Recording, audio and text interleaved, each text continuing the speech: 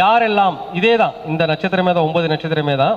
அஸ்வினி மகம் மூலம், புனர்பூசம் விசாகம் பூரட்டாதி ரோகிணி ஹஸ்தம் திருவோணம் 2ஆம் பாதத்தில் பிறந்தவர்கள். நல்லா புரிஞ்சுக்கோங்க. 2ஆம் பாதத்தில் பிறந்தவங்க எப்பவுமே தன்னுடைய குடும்பத்தை நேசிப்பவராக இருப்பார். எப்பவுமே தன்னுடைய குடும்பத்தை பற்றி எப்பவுமே நினச்சிக்கிட்டே இருப்பாங்க. குடும்பத்துக்காக ஏதாச்சும் பண்ணணும்னு நினைப்பாங்க. முதல் பாயிண்ட். ரெண்டாவது, நிறைய சம்பாதிக்கணும், பொருள் தேடும் வேண்டும் என்ற எண்ணம் ஜாஸ்தி இருக்கும். நம்ம எப்படியாச்சும் இந்த சமுதாயத்தில் நிறைய சம்பாதிக்கணும், நிறையா பொருள் தேடணும் அப்படிங்கிற எண்ணம் நிறையா இருக்கும். இன்னும் சுவாரஸ்யமாக சொல்ல போனால் சாப்பாட்டுக்கு முக்கியத்துவம் கொடுக்குறவங்க.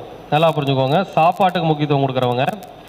அதாவது ஒரு கடைக்கு போய் சாப்பிட்டா கூட கடை எப்படி தான் சாப்பாடு தரமாக இருக்கும்னு நினைப்பாங்க, டேஸ்ட் கரெக்டாக இருக்கும்னு நினைப்பாங்க. சரிங்களா? சின்ன கடையாக இருந்தாலும் சரி, பெரிய கடை, நல்ல தரமான உணவு எதிர்பார்ப்பாங்க.